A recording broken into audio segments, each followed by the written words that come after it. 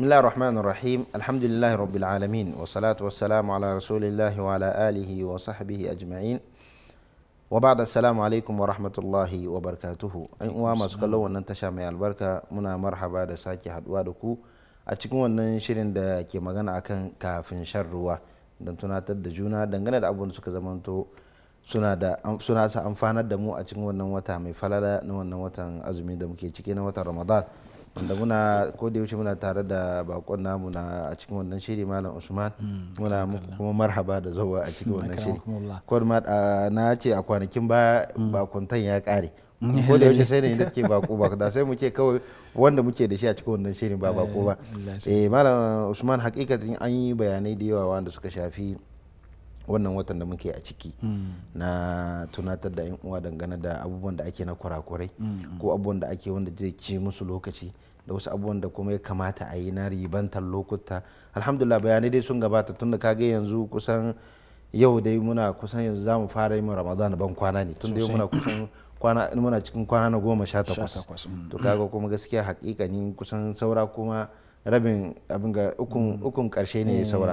Fata Allah subhanahu wa ta'ala ya ba mu ikon hiye da kokarin da muka a cikin wannan kwanuka da suka shige, ba mu ikon yin bauta hiye da wanda muka yi a cikin wannan kwanuka. Malam Usman, akwai wasu al'adu wanda wannan al'adun za ka ga ya yadu a cikin, mu ce kaman irin cikin wasu daga cikin wasu gungu na musulmai hakan, musamman ma a cikin watan Ramadan, wanda za ga gaskiya abubuwa ne za su zamanto sun shige iyaka, wasu kuma an shige iyaka, wasu kuma sun zamanto sabanin sunna na manzon Allah sallallahu alaihi wasallam. Kai bal wasu sun zamanto ma idan mutum bai yi anniya wurin neman lada sai a kwashi zunubi. To muna so gaskiya wannan al'adu mu dan tunatar da juna akai, kuma tunatar da 'yan uwanmu masu albarka wanda suke gaban wannan akwatin talabijin, ba don komai dan saboda jin tunatarwar da ake mu juna akan wa'annan al'adu. Shine muke so mu magana akan wa'annan al'adu, idan Allah ya sa da lokaci da Allah za mu iya magana akan duka, idan ba kuma yi magana akan kaɗan daga cikin su insha Allah. Babu laifi insha Allah, abin da ya sauwaka insha Allah sai mu magana akan shi. Bismillah wassalatu wassalamu ala rasulillah. Kafin mu je ga wa'annan al'adun malam, akwai wani abu da ya kamata mu tunatar da 'yan uwa akai, wanda yawanci matasa suna yin shi, kuma shi ma yana daga cikin abubuwan da aka ƙi mutum ya yi shi a azumi, ma'ana makruh ne. Shine abin da ya shafi, a hausance suna ce mai ɗore, ma'ana mutum ya ɗore kawai da azumi ba tare da ya tashi ya yi suhur ba. To kaga wannan bayan cewa makruhi ne, sannan shi ma kuma sabanin sunnar annabi sallallahu alaihi wasallam ne, domin annabi sallallahu alaihi wasallam har ya masalta ma yake cewa bambanci tsakanin azumin da azumin waɗanda ba mu ba shine wannan dan abincin aklatus suhur, shine abincin da mutum zai tashi ya ci a lokacin suhur. To yawanci wani zaka samu saboda nauyin bacci yana ganin ya tashi yayi suhur din nan ma ai wannan ne, wani za a yanke masa bacci ko kuma mai, wasu da wannan tunanin suke, wasu kuma za su yi tunanin kawai bari mu yi ɗure kila don mu samu lada, to annabi sallallahu alaihi wasallam ma ya hana, don annabi sallallahu alaihi wasallam ya taɓa yin haka shi. Wani abu ne khususiyya ta annabi sallallahu alaihi wasallam yayi a zamanin shi, yayi ɗure ranar farko, sahabbai suka ganshi suka miƙe, sai ya gaya musu dan me yasa, da ya gane sun yi sai ya tambaye su dan me yasa suka yi. Sai to ka san sahabban annabi sallallahu alaihi wasallam da sun ga abu yayi abu ba tambaya kawai za su aikata, sai suka ce ai mun ga kayi ne. Sai annabi sallallahu alaihi wasallam ya hana su ya ce a ai shi ba daban yake da su, saboda shi Allah yana ciyar da shi yana shayar da shi, ko da bai dauka ya ci ba Allah subhanahu wataala zai ciyar da shi ya shayar da shi. To kaga wannan take gwada khususiyya ce ta annabi sallallahu alaihi wasallam. Akwai wasu ibadun da annabi kawai aka keɓanta da shi, duk wanda ya aikata wannan abin kila zai iya samun zunubi ma, musamman kaga wannan annabi sallallahu alaihi wasallam yayi hani akan shi. Saboda haka makruhi ne yanzu mutum ya ce zai, in ya ce ma yayi koyi da sunnar annabi sallallahu alaihi wasallam, na ce ai to annabi sallallahu alaihi wasallam ya hana da kanshi, ya hana. Saboda haka dai ya kamata 'yan uwa musamman matasa mu rika tashi muna tabbaka sunnar annabi sallallahu alaihi wasallam, ko da dan kofin shayi ne kamar wannan haka mutum ya sha, ko da ruwa ne haka mutum ya sha, ya dai yi wannan sunnar ta annabi sallallahu alaihi wasallam na yin ainihin suhur. Wannan shine. Sannan kamar yadda ka faɗa, akwai wasu ababe da ake aiwatar da su yawancinmu asali muna yin su ne kila saboda azumin, amma kuma sai su fita daga haddin yadda ya kamata, sai su shiga wani abu kuma na daban. Idan ka ɗauki yanayin abinci a lokacin azumi, za ka samu gida ɗaya idan za a sha ruwa za a yi abinci wajen kusan kala 5 ko fiye da haka, wanda idan ka kalle shi da kyau abincin nan ba lalle ne a cinye shi ba. To madadin mu gode wa Allah subhanahu wata'ala wurin yin amfani da wannan abincin daidai yadda ya kamata. Ba a cewa mutum ya yi rowa kawai ya dan dafa daidai iya shi, a'a, ka dafa wanda ka san cewa za a iya cinye shi. In ka san a gidanka ba za a iya cinyewa ba, to ɗauki karatunmu na baya can, fita da abin da ya rage a ci da mutane. Amma yawanci za ka samu za a siyo a babin kayan marmari ma kawai idan ka ɗauka za ka samu ga rake nan an siyo, ga lemu nan an siyo, ga ayaba, ga wannan, sai ka samu mutum yana shan ruwan, yana ga dabino, ga wannan, duka ana shan ruwan bai fiye ci guda 1, 2, 3 a ciki ba, shikenan cikin shi ya cika.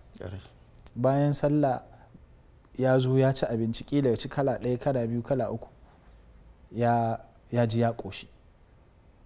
Dama shi ido ne, kafin mutum ya sha ruwa sai ya ji duk abin da aka bashi zai iya cinyewa, amma yana shan ruwa yana cin kala ɗaya zai ji ya ƙoshi.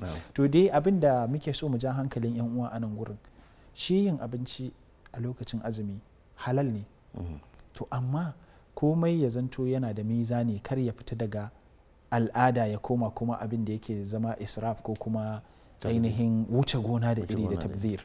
To in ya koma zai zama haka, to kaga madadin a gode wa Allah subhanahu wata'ala da ni'imar da ya mana na irin wannan falala na samun wannan abincin, sai ya zama kuma mun koma ainihin cikin ainihin waɗanda Allah subhanahu wata'ala ya sifanta su da 'yan uwa ne na shaidan. To Allah subhanahu wata'ala ya kiyashe mu dangane da abin da ya shafi wannan. Kun banci haka makafin bar wannan mana, duk wanda ya zamanto za su tara abinci da yawa a gabansu suna ci, sawa'un kafin shan ruwa ko lokacin shan ruwa ko bayan shan ruwa. Bancin haka ma akwai illan da yake ba ta jiki ma, kun banci haka kuma yana iya hana kama ka samu ƙarfin ibada.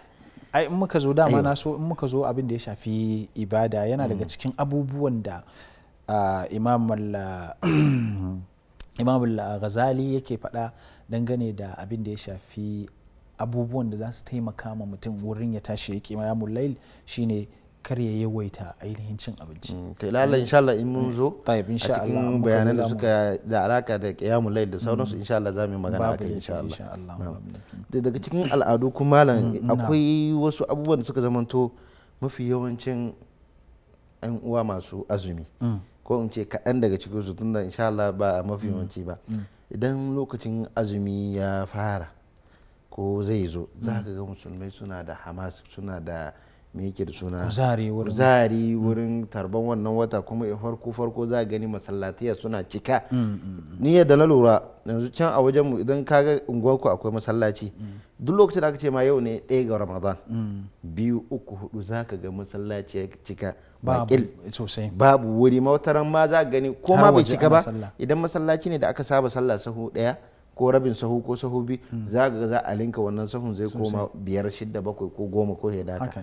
Matsalar da ke da kwai kamar irin wannan kwanukan da muke ciki, yau muna sha nawa? Muna sha 8. To za gani yanzu da irin wa'annan kwanukan za ka je ka kalli wa'annan masallatayya, za ka gani cewa wannan masallatayya sun zamanto sun rage adadi. Sai gari kenan abin da ke samun mutane, da farko za mu zo muna da kuzarin ibada, amma ƙarshe da ya kamata, kuma ƙarshen ne fa adda ya ma fi sauran kwanuka, tunda za mu bayani akai 10 ƙarshen na Ramadan da sauransu ma, akwai abubuwan da ke ciki ba su cikin 20 na farko da ya kamata mutum ya yi kuzari, amma sai ga wasu za su zamanto. Tabbas wannan al'ada ce malam da take faruwa yau a ko'ina, ba wai a wajen ku ba, a ko'ina yawanci za ka samu mutum yana da kuzari da hamasa a farkon al'amari, to amma dama juriya har a gama shi ne mutum ya jure. Wani za ka samu yana da hamas, a zo a yi sallar tarawih da shi, a yi wannan ibadu yana yin su da farko da karatun alkur'ani, to amma jurewa. To menene asalin maganin wannan maganin wannan shine tun farko mutum ya dauki abin da zai iya kuma zai iya dawwama a kai. Yawwa kamar yadda annabi sallallahu alaihi wasallam yake faɗa khairul umur adwamuha wa inqal, mafi alkhairin al'amura shine wanda ka dawwama kana aikatawa ko da kaɗan ne.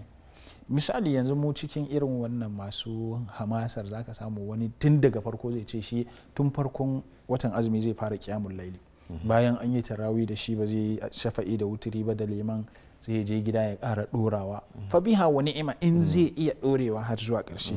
Amma kar ya fara da bayan kwana 5 kuma ya ji cewa ya gaji ya bari, ya ɗauki aiki daidai wanda ainihin babu yabo ba fallasa, wanda zai kai shi har zuwa ƙarshe. Da wannan muke jan hankalin 'yan uwa da mu gaba ɗaya cewa mutum ya yi ma kanshi wani jadawali wanda shi a karan kanshi ya ma kanshi hisabi, shin da gaske in na ɗauki wannan aikin tun daga farko har ƙarshen watan ramadana zan iya shi? Tunda ba abin da ake kallo shine ba fa watan ramadan din kawai ake kallo ba, ana so ibadar da ka ɗauke ta a cikin watan ramadan in so samu ne har ƙarshen rayuwarka ka ci gaba da ita. To kaga sai mutum ya ma kanshi ainihin karatun ta natsu. In bai iya ba, bai iya ma tunanin cewa zai iya har ƙarshe ba, to ya tuna falalan watan na cewa ibada ake bukata sosai a wannan. Kenan dai ya kamata a ce mutum ya zanto duk ibadar da ya dauka ya daure ya yi kokari kwana 30 ne kawai a cikin kwana 300 da wasu abu 350 da wani abu a cikin shekara aka zaɓi wa'annan kwana 30 ɗin ko 29 wata 12 aka ci zaɓi wata ɗaya kawai aka ce kai wannan. To gaskiya ne ina ganin kuskure ne a ce mutum yadda ya faro cikin nishadi da aiki a ce kuma ba a kai ƙarshe ba mutum ya ainihin kasa ƙarasawa. To wannan jan hankali ga 'yan uwa shine yani mutum ya yi aiki, ya fara aikin da ya san zai iya ɗorewa har zuwa ƙarshen watan ramadan. Bal ma ƙarshen watan ramadan ana buƙatan duk aikin da kake fa in aka zo ƙarshe ka ninka ne ba wai ka yi baya ba. To kaga mu kuma matsalar da ake samu in aka zo tsakiya sai ka ga duk an fara gajiya ana yin baya bayan duk da dai cewa a goman ƙarshe akwai wasu abubuwa mushawwiqat ko kuma wasu abubuwa da suke jan hankalin mutum ya ji ya ƙara ainihin ibada a wannan, amma dai ana so shi watan azumin gaba ɗayan shi ne ka yi ibada, ba wai wani lokaci ka yi wani lokaci ka bari ba wani lokaci ka a'a, ana so mutum ne gaba ɗaya ya tafi alawatira a yanayi ɗaya ya ta tafiya tun daga farko har ƙarshe. Wannan shi ake bukata. Allah subhanahu wataala ma ya sanya mu daga cikin wanda za su dawwama akan ayyuka na lada da kuma ba tare da mun ja baya ba, wanda kuma za su rinka ja baya dangane da wannan ayyuka na alkhairi. Allah ya sanya mu daga cikin wa'anda bal za su lullunka ayyukansu ne ma.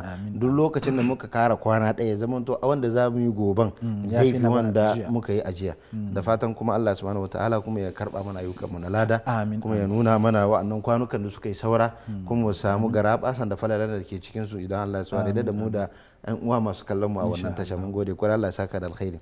ƴan uwa masu kallon wannan tasha mai albarka, a nan za mu dakata saboda lokaci ya yi kuma lokacin sharwa ya kusa, saboda haka za mu dakatar da shirin sai zuwa gobe idan Allah su da za mu ci gaba da kawo muku wa'annan tattaunar da muke da bakonmu Ustaz Usman Abubakar insha Allah ya Allah su da dangane da tunatarwa da abubuwan da za su zamanto za su amfanar da mu, kuma za su tunatar da mu dangane da wasu ayyukan da muka manta na alkhairi, dan ba dan komai da dan saboda ribanta wannan watan da muke ciki na Ramadan. Da muna fatan ga Allah subhanahu wataala kuma ya gafarta mana duka baki daya da mu da masu kallon mu da dukkan inda musulmi yake. Allah ya cika mana gurin mu kuma ya gafarta mana zunuban mu gabaki daya. Anan zamu dakata wa sallallahu ala nabiyina Muhammad wa ala alihi wa sahbihi ajma'in. Fa subhanakallahumma wa bihamdik ashhadu an la ilaha illa anta astaghfiruka wa atubu ilaik. Wassalamu alaikum wa rahmatullahi wa barakatuh. Alaikum assalam.